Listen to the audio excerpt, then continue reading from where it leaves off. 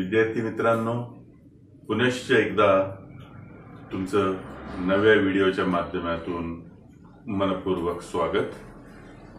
आज आपण स्कॉलरशिपसाठी इयत्ता 8वी साठी निवडलेला विषय आहे होमोफोन्स। होमोफोन्स हा बेसिकली दोन शब्दांनी बनलेला आहे, होमोस अँड फोन्स। अर्थात हे दोन्ही शब्द ग्रीक आहेत। होमोस म्हणजे ज्यांचे उच्चारण सारखं आहे, फोन मीन्स साऊंड, ठीक आहे। तर होमोफोन हा असा ग्रीक ओरिजिन, ज्याचा ग्रीक भाषेमध्ये संदर्भ सापडतो, असा होमोफोन हा टॉपिक आहे। होमोफोन आपल्याला समजून घेत असताना काही बेसिक गोष्टी लक्षात घेणं फार आवश्यक आहे, कारण होमोफोन बरोबरच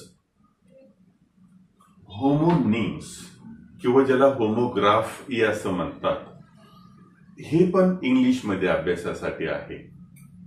दोन्हीमध्ये असणारा बदल हा सूक्ष्म आहे, तो आपण मूलतः समजून घेऊ। ज्यावेळेस आपण होमोफोन्स म्हणतो तेव्हा मी तुम्हाला त्याचं विभाजन करून सांगितलं, होमोज आणि फोन्स। फोनचा अर्थ आहे साऊंड, आपण ज्याला उच्चारण म्हणतो किंवा उच्चार म्हणतो, उच्चार म्हणजेच फोन्स। यात काय होतंय पहा की होमोफोन्स मध्ये स्पेलिंग्स हे वेगळे असू शकतात, परंतु त्या शब्दांचा होणारा उच्चार सिमिलर असतो, सारखा असतो। तिसरी पातळी आहे त्यांची अर्थ आणि त्यांचा वापर, यूज, तर तो मात्र वेगळा असतो। आपण पाहिलं की असे शब्द की ज्यांचे स्पेलिंग्स वेगळे आहे परंतु उच्चारण एक सारखा आहे, परंतु त्यांचा अर्थ आणि वाक्यातील वापर हा वेगवेगळ्या प्रकारे होतो। अशा शब्दांना इंग्लिश मध्ये आपण होमोफोन्स म्हटलेला आहे। आता होमोनिम्स काय आहे? होमोनिम्स आहे असे शब्द की ज्यांचे स्पेलिंग आणि उच्चारण सारखं आहे, अर्थात त्यांच्या अर्थाच्या पातळीवर आणि त्यांच्या यूज, वापर या पातळीवर ते वेगवेगळ्या प्रकारे वापरले जातात। पाहूयात आपण काही उदाहरणासकट। आणि आज आपण याचबरोबर होमोफोन्स हा जो आपला मुख्य विषय आहे, तर याच्यावर आधारित प्रश्न प्रकार कसे कोणते असू शकतात हे आपण काही उदाहरणांनी घेणार आहोत। तर पाहूयात पहिली होमोफोन्स। होमोफोन्स मध्ये जर पहा, मी पहिलं उदाहरण वाचतो आहे, उच्चार पहा, CELL सेल, SALE सेल आणि SELL सेल। CELL सेल म्हणजे आपल्या पेशिका, आपल्या पेशी। SALE सेल म्हणजे हा SELL सेलचा नाउन फॉर्म आहे, सेल, ठीक आहे, की जिथं विकण्याची ऍक्टिव्हिटी होते आहे अशी जागा म्हणजे सेल, ठीक आहे। आणि जिथे क्रियापद आहे विक्री होण्याचं, तो आहे SELL, समजत आहे। उच्चारण पातळीवर जिथं आपण उच्चार करतो आहोत तर CELL, SALE आणि SELL उच्चार सारखा आहे, स्पेलिंग वेगळे आहे आणि अर्थात त्यांचा अर्थ आणि त्यांचा होणारा इंग्रजी भाषेतला वापर हा वेगळा आहे। इथं पहा, NOT नॉट, KNOT नॉट आणि NAUGST नॉट। पुन्हा पहा, यांच्या उच्चारणावर ते सारखे आहेत, उच्चार सारखे आहेत, परंतु त्यांचा वापर, इथं नॉट म्हणजे निगेशन आहे, KNOT नॉट, नॉट म्हणजे शरीरावर आलेली कोणची गाठ, सूज या अर्थाने नॉट वापरतात, आणि NAUGST हा ओल्ड इंग्लिश युसेज आहे, ठीक आहे। तर असेच उदाहरण तुमच्या समोर आहेत। तिसरं उदाहरण पाहता येईल आपल्याला, RIGST राईट, WRITE राईट आणि RITE राईट. तर विद्यार्थी मित्रांनो, हे दोन शब्द तुमच्या ओळखीचे असतील. तुम्हाला माहिती आहे RITE राईट म्हणजे काय? तर RITE राईट म्हणजे अशी कोणतीही धार्मिक विधी जी आपण आपल्या स्वतःच्या वैयक्तिक आयुष्यामध्ये करतो. अगदी साधं उदाहरण द्यायचं म्हणजे घरी आपण आयोजित केलेली सत्यनारायणाची पूजा म्हणजेच RITE राईट. ठीक आहे. आपण होमोफोन्स पाहत होतो, त्याच्यामध्ये काही उदाहरणं पाहिले. तर मी पुन्हा थोडंसं रिपीट करतो. रिपीट ह्यासाठी करतो की तुम्हाला त्याची जी समज आहे ती पूर्ण व्हावी. नंतर आपण थोडंसं होमोनिम याचा अभ्यास करणार आहोत. होमोफोन्स आणि होमोनिम्स याची तुलनात्मक आपण अभ्यास करू, म्हणजे त्यातला जो हे आहे डिफरन्स आहे, फरक आहे, तो तुमच्या लक्षात येईल. आणि मग आपण काही उदाहरणं पाहूयात. मी असं म्हटलं की होमोफोन्स म्हणजे ज्यांचे फोन्स, ज्यांचे साऊंड, ज्यांचे उच्चारण, होमोज म्हणजे सारखे, फोन्स म्हणजे उच्चारण किंवा साऊंड जे सारखे आहेत, ते त्यांचे स्पेलिंग वेगळे आहेत, त्यांचे अर्थ वेगळे आहेत, असे होमोफोन्स. ठीक आहे. मला वाटतं इथपर्यंत तुम्हाला समजलं असेल. आपण होमोफोन्स समजून घेताना मी इथं लिहिलेलं आहे की होमोफोन्स काय आहे? Homophones are the words which sounds similar but their meaning and use in the sentence is different. म्हणजे लिहिलेल्या या डेफिनेशनचा, या व्याख्येचा अर्थ आपण काय लावूयात की असे शब्द इंग्रजी भाषेतले की ज्यांचे उच्चारण, ज्यांचे साऊंड सारखे आहेत, जसं CELL, SALE सेल आणि ACLL सेल. ठीक आहे. तर यांचे उच्चारण सारखे आहेत, परंतु त्यांचे अर्थ आणि त्यांचा वाक्यातील उपयोग हा वेगवेगळा आहे. असे शब्दांना आपण म्हणतो आहोत होमोफोन्स. ठीक आहे. आता आपण होमोनिम्स कडे जाऊया. आता होमोनिम्स हे होमोफोन्स सारखेच आहे. इनफॅक्ट असं म्हणेन मी की होमोनिम्स मधला एक भाग म्हणजे आपण होमोफोन्स म्हणूया.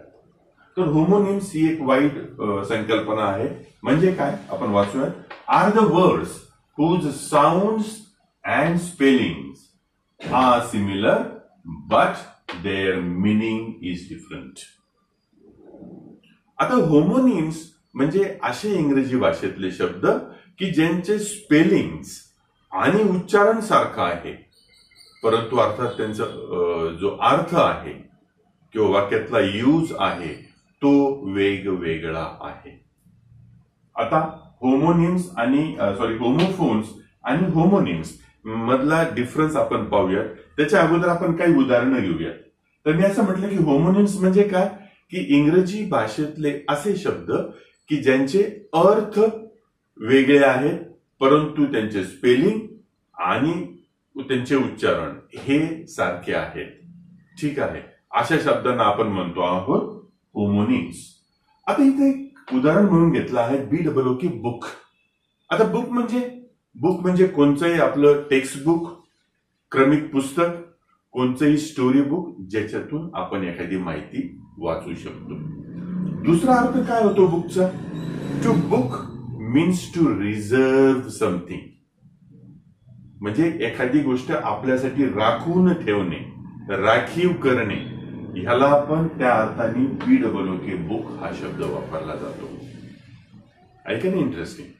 म्हणजे BOOK बुक म्हणजे any text book, any story book, anything, any literature which could be red, आपल्याला जे वाचता येईल ते साहित्य म्हणजे पुस्तक, बुक. दुसरा अर्थ काय होतो? बुक म्हणजे अशी क्रिया की ज्यांनी आपण एखादी गोष्ट आपल्या स्वतःच्या उपयोगासाठी राखीव ठेवतो, त्याला आपण म्हणू शकतो बुक.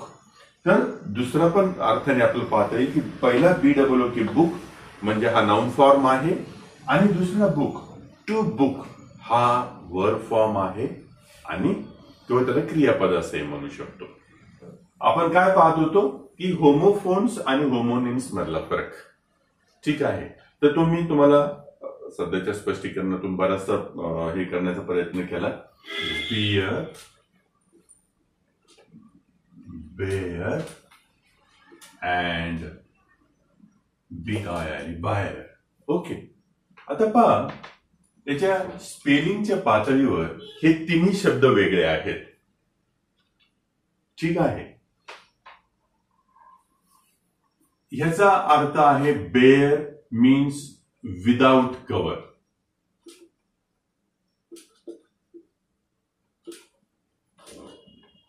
बेअर चे दोन अर्थ होतात. एक मीन्स ॲनिमल. एक अर्थ काय होतो? Bear means animal. दुसरा त्याचा क्रियापदानुसार अर्थ होतो टू टॉलरेट, म्हणजे सहन करणे. टू टॉलरेट मीन्स सहन करणे. अंडरस्टँड. आणि तिसरा हा वेगळ्या अर्थाने वापरला जाणारा शब्द आहे. तर आपण काय पाहिले की यामध्ये स्पेलिंग वेगळे आहे, उच्चारण सारखं आहे, अर्थात त्यांचे अर्थही वेगळे आहेत. ठीक आहे. आता यातला आपण बेअर हा शब्द घेतला. आता हा होमोनिम सुद्धा आहे. तो कसा? मी सांगितलं बेअर मीन्स ए वाईल्ड ॲनिमल,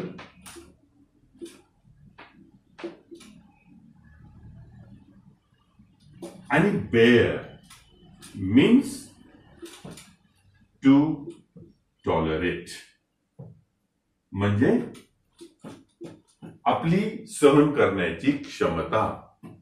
ठीक आहे. तर अशा पद्धतीने एकाच ह्याच्यामध्ये आपण पाहिलं की होमोफोन्स म्हणजे असे शब्द की जे स्पेलिंगच्या पातळीवर वेगळे आहेत, उच्चारणाच्या पातळीवर स्पेलिंगच्या पातळीवर वेगळे आहेत, उच्चारणाच्या पातळीवर एक आहेत आणि अर्थात वेगवेगळे आहेत. होमोनिम्स ज्यांचे स्पेलिंग सारखे आहेत, उच्चारण सारखं आहे आणि त्यांचे अर्थ वेगवेगळे आहेत. तर विद्यार्थी मित्रांनो, आपण आता याच्या पुढं होमोफोन्स हे आपल्या मुख्य विषयाकडे वळूयात आणि त्याच्यावर विचारले गेलेले स्कॉलरशिपला जे वेगवेगळे प्रश्न प्रकार आहेत त्याचा आपण अभ्यास करूयात. चला आता आपण पाहूयात काही उदाहरणं ज्याच्यातून आपल्याला होमोफोन्स आणि त्यांचे कार्य, त्यांचे रोल्स आपल्याला अधिक स्पष्टपणे पाहता येतील. पहिलं वाक्य वाचतोय मी. He is dash tired to work. असे जे छोटे छोटे ग्रामर मधले टॉपिक आहेत त्याच्यामध्ये एक गोष्ट निश्चित लक्षात घ्या की जोपर्यंत त्या वाक्याचा पूर्ण अर्थ बिनचूकपणे तुमच्या लक्षात येणार नाही तोपर्यंत त्या वाक्यामध्ये कोणचं ऑप्शन योग्य आहे हे ठरवणं निश्चित अवघड आहे. अर्थात नो निगेशन. ओव्हर टाइम तुम्ही प्रॅक्टिस करणार, पुन्हा पुन्हा करणार तर खूप वाक्य तुमच्या ओळखीचे होतील आणि त्या वाक्य ओळखीचे झाले की त्यातली जी ट्रिक असते, जो बेसिक नॉलेज असतो तुमच्या लक्षात आलं की तुम्हाला हे निश्चित अगदी सराईतपणे, अगदी सहजपणे करता येईल. वाक्य आहे he is dash tired to work.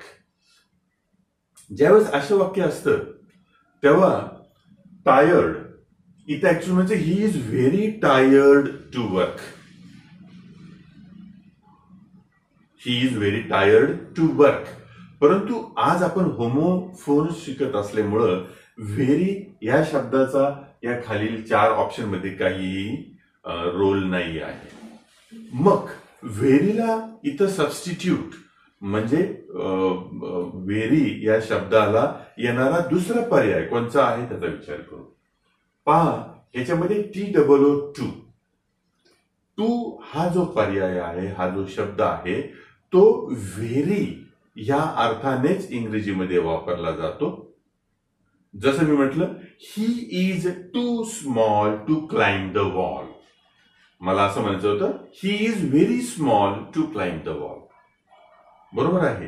तर व्हेरी या शब्दाला इथं पर्याय आहे TOO म्हणजे आपला पर्याय क्रमांक 2 हा इथं बसणार. वाक्य कसं होतं he is too tired to work. म्हणजे तो स्वतः इतका थकला होता की त्याच्यामुळं त्याला पुढं काम करण्याची इच्छा नव्हती. ठीक आहे. दुसरं वाक्य पाहूया. इथं 1-2 सेमी इन्व्हर्टेड कॉमाज मधलं एक वाक्य आहे कम आणि डॅश. ठीक आहे. हे वाक्य कोण म्हटलंय की मास्टर ऑर्डर्ड द सर्वंट. मालकाने त्याच्या नोकराला ऑर्डर दिली. कम डॅश. पर्याय पहा काय आहे. HEAR, HERE, HIRE आणि HARE. What master has to say to the servant? मालकाला त्यांच्या नोकराला काय म्हणायचं आहे. Come here. ठीक आहे. मग या हिअर साठी या चार पैकी जवळ योग्य पर्याय कोणता तर HERE. हिअर या अर्थाने. ऑलराईट, समजतंय. तिसऱ्या उदाहरणाकडे जाऊया. तिसरं वाक्य आहे tail me dash. I shall come with you.